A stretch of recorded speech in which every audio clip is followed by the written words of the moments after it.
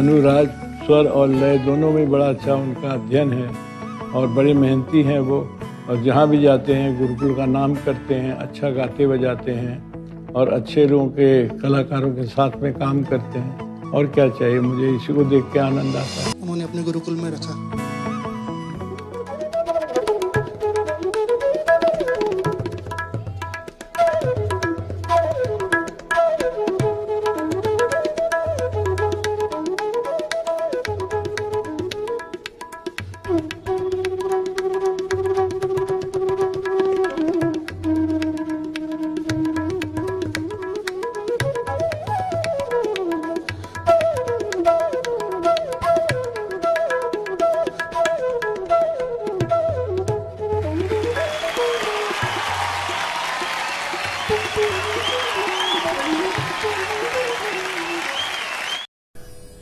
Guys, अब हम बात करेंगे कि बांसुरी में लॉन्ग नोट प्रैक्टिस कैसे करते हैं और उसके फायदे कितने सारे हैं।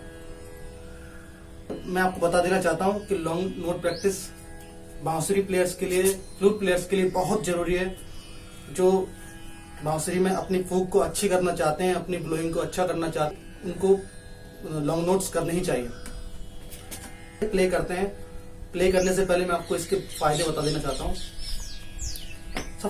सबसे बड़ा फायदा ये है लॉन्ग नोट करने का कि इससे आपकी स्टेमिना डेवलप होती है, आपके स्वर स्टेबल हो जाते हैं। मैं आपको बता देना चाहता हूँ कि हमारे गुरुजी, हमारे सारे सीनियर्स वो यही कहते हैं कि फ्लूट प्लेयर्स को लॉन्ग नोट प्रैक्टिस करना बहुत जरूरी है। उसी से उसको स्वर का ज्ञान भी होता है और आपकी फूक में स्टेबिलिटी आती है।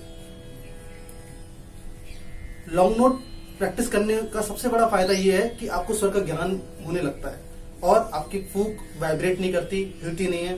आप कंट्रोल कर सकते हो अपनी फूक को, जहां पे जिस स्वर में जितना फूक देना होता है उतना फूक आप अपने हिसाब से दे सकते हैं। लेकिन शुरुआत में ये पॉसिबल नहीं होता क्योंकि आपने अभी तक लॉन्ग नोट प्रैक्टिस नहीं किया है।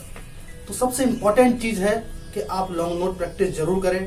सबसे पहली प्रैक्टिस लॉन्ग नोट प्रैक्टिस होती है, और चाहे वो बिगनर हो चाहे वो प्रोफेशनल म्यूजिशियन हो, सब लोग लॉन्ग नोट प्रैक्टिस करते ही हैं। क्योंकि लॉन्ग नोट प्रैक्टिस करने से जो आपको मिलेगा उसके बारे में हम सोच भी नहीं सकते। मैं आपको बता देना चाहता हूँ कि कैसे प्रैक्टिस करते हैं और बिगनर्स शुरुआत में क्या गलतियां करते हैं लॉन्ग नोट प्रैक्टिस करने में, वो भी मैं आपको बताऊंगा। तो शुरू करते हैं। मेरे पास ई बेस का फ्लूट है और मैं ई बेस के फ्लूट पे ही आपको आज बता रहा हूँ। अगर आपके पास कोई और स्केल की फ्लूट है तो आप उस पर भी कर सकते हैं।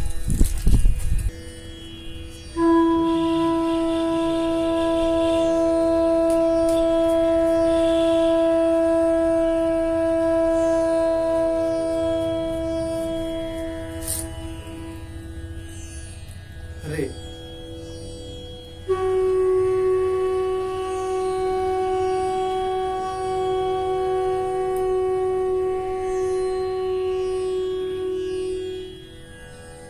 ऐसे ही गा, मा, पा, लास्ट के साथ। तो आप ऐसे लॉन्ग नोट की प्रैक्टिस कर सकते हैं। मैं आपको बताना चाहता हूँ कि बिगिनर्स जो जब प्रैक्टिस करते हैं तो वो क्या गलती करते हैं। तो वो फूक देते हैं तो उनकी फूक वाइब्रेट करती है और उनको लगता है कि ये सही है, लेकिन वो सही तरीका नहीं है।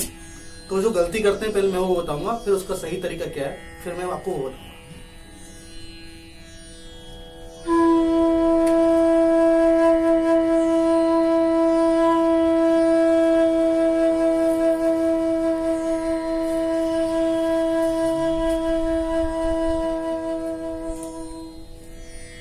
आपने देखा कि फूक थोड़ी सी वाइब्रेट कर रही है। ऐसा नहीं होना चाहिए, नहीं तो आपका स्वर नहीं मिलेगा, आपकी श्रुति ऊपर नीचे होती रहेगी और आपको स्वर का पता नहीं चलेगा। आराम से सांस लेके आप स्वर को बजाइए, लेकिन फूक को हिलाना नहीं है, फूक स्ट्रेट रहेगी। सही तरीका क्या है वो आपको दिखाता हूँ।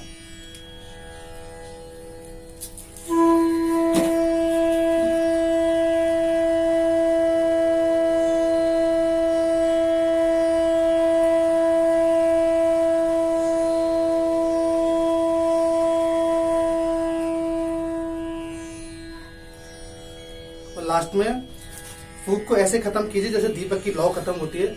इस तरीके से लास्ट में वो लैंडिंग करेगा। एकदम खत्म, एकदम नहीं छोड़ना है स्वर को। इस बीच में आपको ये ध्यान रखना है कि हर स्वर को एक नियत समय तक एक प्रॉपर टाइमिंग में आपको रखना है। ऐसा नहीं हो कि सा को खूब देर बजाया, फिर रे को फिर थोड़ा कम बजाया, कम देर तक टाइमिंग कम रही उसकी, फिर गंधार को थोड़ा ज्यादा बजाया।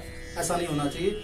आपको सारे स्वर बराबर बजाने हैं, इसमें कोई भी जल्दबाजी नहीं करनी है, क्योंकि अगर आप लॉन्ग नोट करेंगे तभी आपकी फूक अच्छी होगी, आपको स्टेमिना आपका डेवलप होगा, आपके लंग्स में पावर आएगा। मैं आपको एक एग्जांपल देता हूँ कि जो लोग लॉन्ग नोट प्रैक्टिस करते हैं वो लोग कैसे पीस बजाते हैं, और जो लोग लॉन्ग नोट प्रैक्टिस नहीं करते वो लोग कैसे पीस बजाते हैं। अब मैं आपको एग्जांपल देता हूँ कि जो लोग लॉन्ग नोट प्रैक्टिस नहीं करते हैं वो लोग एक किसी भी पीस को कैसे बजाएंगे, और जो लोग लॉन्ग नोट प्रैक्टिस करते हैं रोज वो सेम पीस को कैसे बजाएंगे।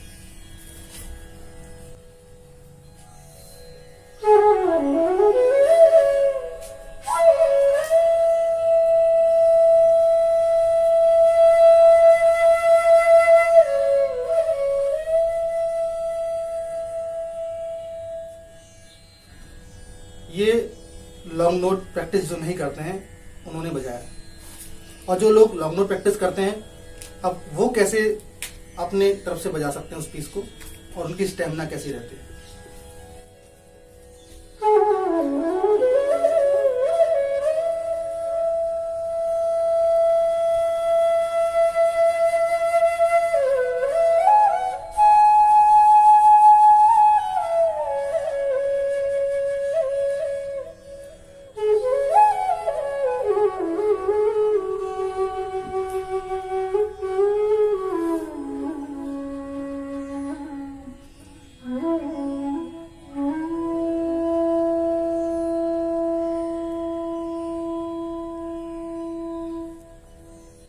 अब आपको अंतर समझ में आ रहा होगा कि जब हम लॉन्ग नोट प्रैक्टिस करते हैं तो हमारा पीस, हम कोई भी फ्रेज बजाएंगे तो वो अच्छे से हम लोग उसको इम्प्रोवाइज कर सकते हैं, जबकि जो लॉन्ग नोट नहीं बजाते उनके पास वैसा ऑप्शन नहीं होता, क्योंकि उनकी ब्रेथ उतनी लंबी नहीं है। तो लॉन्ग नोट प्रैक्टिस करने से सबसे बड़ा फायदा होता है कि आपकी ब्लोइंग में पावर आता है, ब्लोइंग में आप कंट्रोल कर सकते हो, आप अपनी फूक को कंट्रोल कर सकते हो। मेरे पास कई क्वेश्चन ऐसे आए, कई लोगों ने, स्टूडेंट्स ने मुझे बोला कि लॉन्ग नोट बजाते वक्त मुझे नींद आती है और मेरा मन नहीं लगता, मुझे बोर फील होता है। तो मैं आज उनको ऐसे फायदे बताऊंगा, वो सारी चीजें बताऊंगा लॉन्ग नोट्स के बारे में जो आपको नहीं पता है, और इसके बाद आपको लॉन्ग नोट प्रैक्टिस करने का मजा भी आएगा।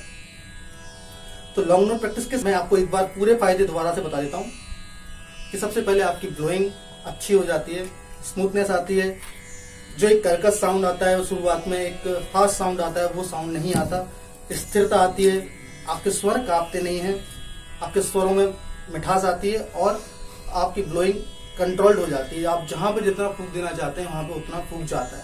वो सिर्फ पॉसिबल है तो लॉन्ग नोट से। और जितने भी सिंगर्स हैं, जितने भी इंस्ट्रूमेंट प्लेयर हैं जो फूक वाले वाद्य यंत्र बजाते हैं, उन सबको ये करना ही चाहिए, और प्रोफेशनल म्यूजिशियन तो करते ही हैं, जितने भी लेजेंड्स हैं वो सारे करते ही हैं। तो गाइस, आई होप आपको लॉन्ग नोट्स के बारे में अब कोई डाउट नहीं रहा होगा। फिर भी अगर आपको कोई भी डाउट है कि तानपुरा के साथ कैसे प्रैक्टिस करते हैं और लॉन्ग नोट्स को कैसे स्टेबल करें, शुरुआत में कैसे पहचानें कि हमारा स्वर लग रहा है कि नहीं लग रहा है, मैं आपको नेक्स्ट वीडियो में उन सबके आंसर जरूर दूंगा। अगर आपका कोई भी क्वेश्चन इस वीडियो के रिगार्डिंग है तो प्लीज मुझे कमेंट बॉक्स में लिखिए, मैं आपको नेक्स्ट वीडियो में सारे आंसर देने की कोशिश करूंगा। और कुछ क्वेश्चंस आपने पहले भी लास्ट वीडियो में मुझसे किए थे, मैं उसके लिए एक अलग से वीडियो बनाऊंगा जो कि नेक्स्ट फ्राइडे को आएगा। तब तक के लिए keep practicing, stay safe, stay home. नमस्कार।